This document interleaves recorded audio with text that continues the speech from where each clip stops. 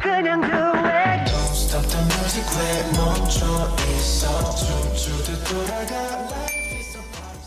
Assalamualaikum warahmatullahi wabarakatuh. Halo semuanya.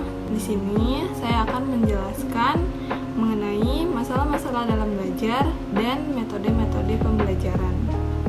Sebelumnya, perkenalkan saya Kiki Melati dengan NPM 202114500 dari kelas R4D, Program Studi Pendidikan Ekonomi, Fakultas Ilmu Pendidikan dan Pengetahuan Sosial, Universitas Indraprasta PGRI. Nah, kalian tahu nggak sih definisi belajar itu apa? Belajar adalah suatu proses atau upaya yang dilakukan setiap individu untuk mendapatkan perubahan tingkah laku, baik dalam bentuk pengetahuan, keterampilan, sikap, dan nilai positif sebagai suatu pengalaman dari berbagai materi yang telah dipelajari. Sedangkan menurut Muhammad Sobri Sutikno, pengertian belajar adalah berulang-ulang dalam situasi tersebut. Seperti yang barusan saya sampaikan, tujuan utama belajar adalah untuk memperoleh dan meningkatkan tingkah laku manusia dalam bentuk pengetahuan, keterampilan, sikap positif, dan berbagai kemampuan lainnya. Sebelum saya masuk pada inti permasalahan, saya akan memperbaiki persepsi masyarakat yang harus diluruskan. Misalnya adalah bahwa yang mengalami kesulitan belajar adalah anak atau siswa di bawah standar kemampuannya atau disebut slow learner. Sebetulnya tidak demikian, karena pada dasarnya semua siswa itu berpotensi mengalami kesulitan dalam belajar, baik dari kelompok yang fast, yang standar maupun yang slow. Jadi, slow learner, standard learner, atau fast learner mempunyai potensi untuk mengalami kesulitan dalam belajar. Misalnya, bagi yang fast learner atau pembelajar cepat, itu dia biasanya mengalami kesulitan pada saat ia tidak mendapatkan pembelajaran yang sesuai dengan kebutuhannya. Kalau dia di kelas pada umumnya memiliki kemampuan yang lebih dari teman-temannya mengerjakan tugas, namun, harus ada pengayaan untuk anak ini, tetapi karena pada umumnya sekolah tidak menyiapkan, maka dia seperti orang yang mengalami kesulitan belajar. Yang kedua ada slow learner. Kalau yang tadi fast learner membutuhkan materi yang lebih banyak, kalau yang slow learner adalah lebih membutuhkan waktu yang lebih banyak untuk dapat mengulang materi pembelajaran. Pengulangan ini dimaksudkan untuk mencapai hasil seperti anak yang lain. Nah, kalau yang standar, rata-rata biasanya lebih mudah dalam mengikuti proses pembelajaran. Tetapi mungkin ada masalah di bagian lainnya, misalnya ketidakmampuan dalam penyesuaian diri. Jadi, potensi mengalami kesulitan belajar pada level anak di bagian manapun bisa saja terjadi. Kemudian kita masuk pada inti pembahasan, yaitu masalah-masalah dalam pembelajaran. Masalah yang pertama yaitu ada masalah siswa pasif. Perilaku pasif seseorang dapat diartikan yaitu seseorang yang sulit untuk mengungkapkan perasaannya kepada orang lain. Mereka hanya menyimpan permasalahannya sendiri dan akan menghindari sesuatu yang tidak menyenangkan. Mereka akan menanti orang lain untuk menghampiri yang siap menyodorkan bantuan. Siswa yang memiliki ciri ini cenderung dikuasai oleh rasa takut, cemas, tertekan, dan tidak berbuat apa-apa. Membiarkan sesuatu yang tidak nyaman terjadi begitu saja. Siswa yang pasif sebetulnya memiliki kemampuan yang hebat, namun mereka merasa malu untuk mengutarakan apa yang ada di dalam pikiran mereka. Murid yang pasif juga cenderung tidak percaya diri, apalagi saat pendapat mereka disanggah dan menjadi bahan ejekan oleh teman sekelas atau teman sebaya mereka. Siswa pasif akan mengakibatkan kurangnya berinteraksi terhadap siswa satu sama lain, begitupun dengan interaksi siswa kepada guru. Kemudian yang kedua, masalah malas membaca. Terdapat dua faktor yang menyebabkan rendahnya minat membaca siswa, yaitu faktor internal dan eksternal. Pada faktor internal merupakan faktor yang berasal dari dalam diri siswa, yaitu kemampuan membaca. kurangnya membiasakan membaca buku selalu atas perintah guru, dan siswa jarang membaca buku atau bahan bacaan sesuai dengan kebutuhannya. Dan pada faktor eksternalnya yang disebabkan oleh diri siswa sendiri, yaitu lingkungan sekolah yang kurang mendukung, budaya membaca yang kurang di lingkungan sekolah, program literasi belum berjalan maksimal, mending sekolah yang tidak pernah diperbaharui, dan sekolah tidak memiliki tempat khusus untuk membaca selain di perpustakaan. Faktor-faktor tersebut akan menjadi pengaruh besar bagi seseorang dalam minat membaca. Kemudian yang ketiga, masalah tidak menguasai buku teks.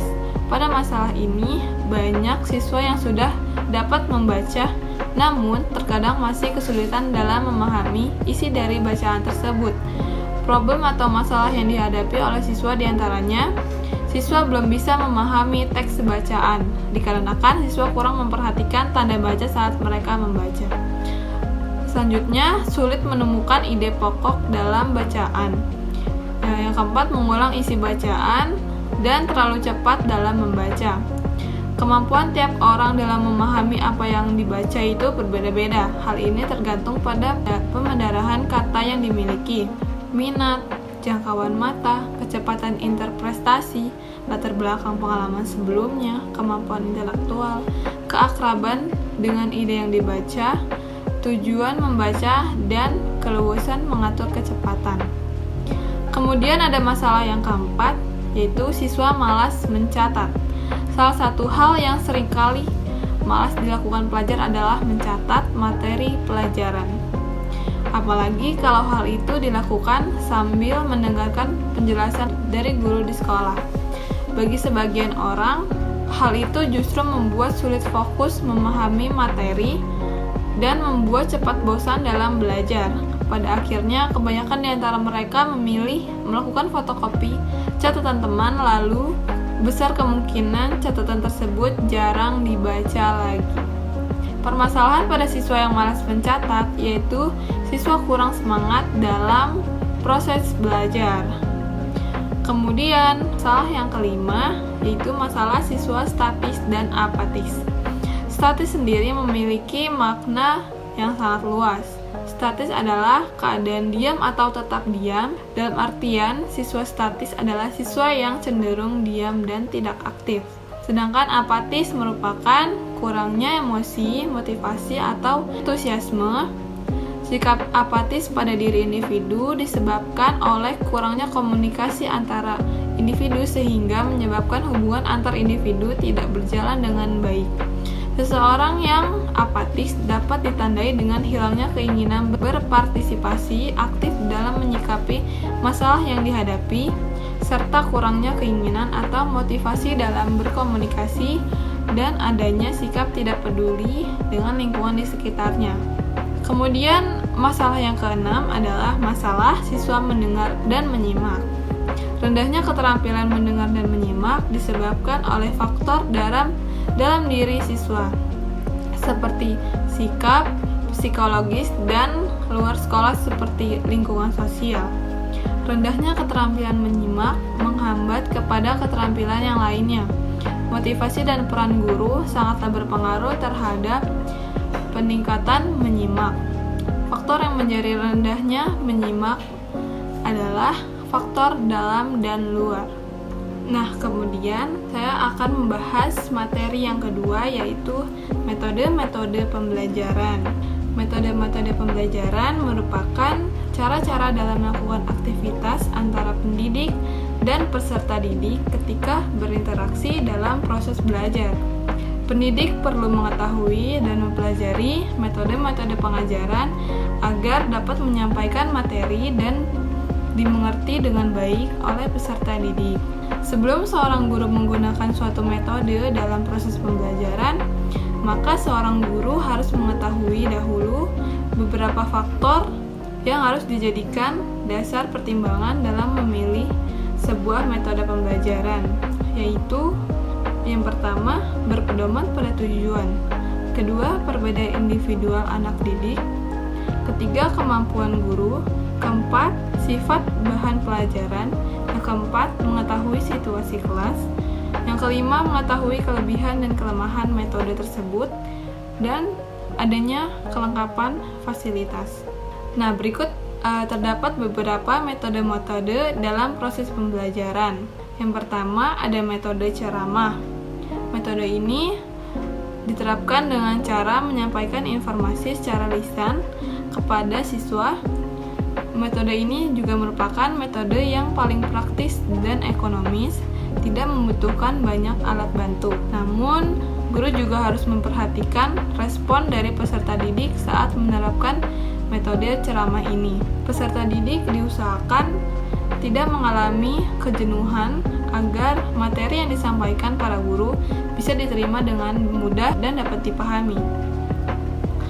Yang kedua, ada metode tanya jawab. Metode tanya jawab ini merupakan metode mengajar yang memungkinkan terjadinya komunikasi langsung yang bersifat to traffic, sebab pada saat yang sama terjadi dialog antara guru dengan siswa. Pada metode ini berarti ada interaksi tanya jawab dari guru ke siswa atau dari siswa ke guru. Metode yang ketiga yaitu metode diskusi. Metode diskusi yaitu aktivitas pembelajaran yang pada penerapannya siswa akan diberi suatu problem yang bisa berbentuk pertanyaan atau fakta untuk dirundingkan bersama pada sebuah kelompok belajar. Dapat dua diskusi, yaitu interaksi diskusi guru dengan siswa dan diskusi antara siswa dengan siswa. Metode yang keempat ada metode demonstrasi. Nah, metode demonstrasi itu metode dengan cara penyajian pelajaran dengan memperagakan dan juga mempertunjukkan suatu proses di depan para siswa.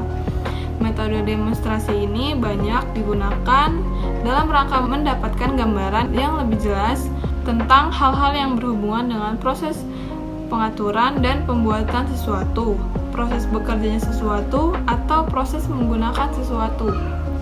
Nah, jadi metode ini bisa juga disebut dengan metode praktik dalam suatu pembelajaran, agar para siswa itu lebih paham dengan pelajaran tersebut. Yang kelima, ada metode pembelajaran eksperimen.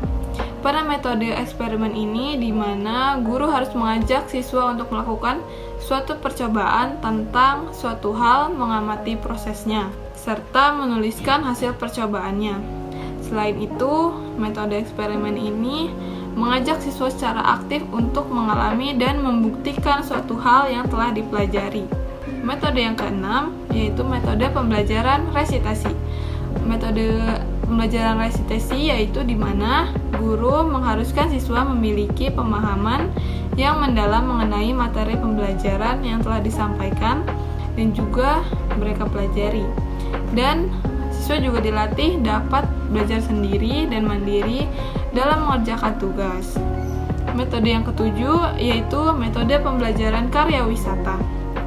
Nah, metode karya wisata ini merupakan suatu kegiatan belajar mengajar di mana guru mengajak siswa ke suatu objek di luar kelas untuk mempelajari suatu masalah yang berhubungan dengan materi pelajaran.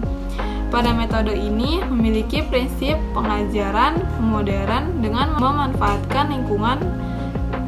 Pada metode ini memiliki prinsip pengajaran modern dengan memanfaatkan lingkungan nyata dan merangsang kreativitas siswa.